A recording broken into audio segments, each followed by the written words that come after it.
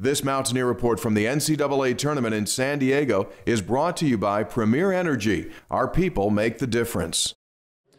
We welcome you into San Diego. Tony Caridi along with Jay Jacobs, and it's on to the Sweet 16 once again for the Mountaineers. Their 8th Sweet 16 appearance in the last 12 tournaments for WVU. A very impressive victory by the Mountaineers, 94-71 over the thundering herd of Marshall. Jay, West Virginia's size, its strength, took over the game after the Mountaineers fell behind. West Virginia goes into the locker room leading by 17 points and never looked back. No, I think they got off to a good start. They guarded the ball screen, they spread out, and that's what Marshall wants you to do. They want to get spread out, they want to guard, and I think John Elmore was taken out of this game early. We bumped him around a little bit. He doesn't like that type of physical contact. He missed shots early, and he turned the ball over with 6 turnovers. So all in all, I thought it was just a good effort. And the main thing out of this is the fact that these 2 seniors, Carter and Miles, do not want to quit playing. They want to keep on going as far as they can.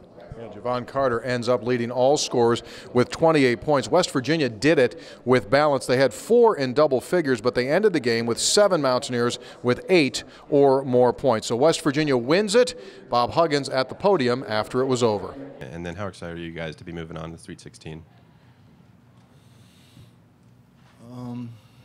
I don't know if it's any different than it's been for the majority of the year, to be honest with you.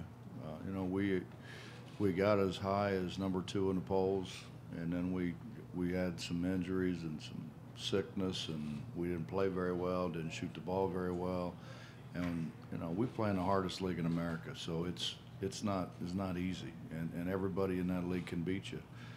So you know, these guys have kept their heads up. You know, we've lost probably, you know, 5 or 6 games that when you look back, I mean, we could have, should have, maybe won. We didn't win because we just didn't make some plays we needed to make.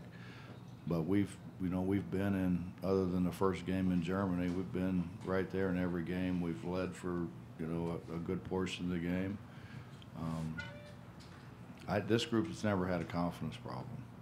And so now it is on to the Sweet 16, and from all the way out here in the west in San Diego, up north to Boston, WVU will take on the Wildcats of Villanova, the #1 seed, coming up on Friday night.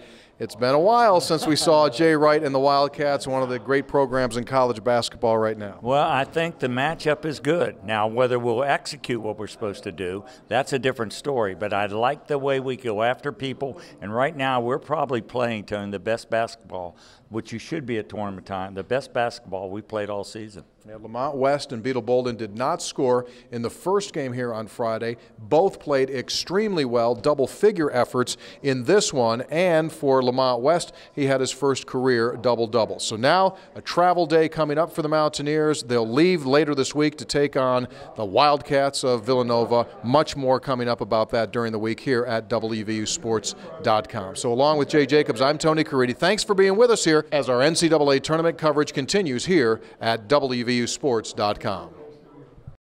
This Mountaineer Report from the NCAA tournament in San Diego has been brought to you by Premier Energy. Our people make the difference.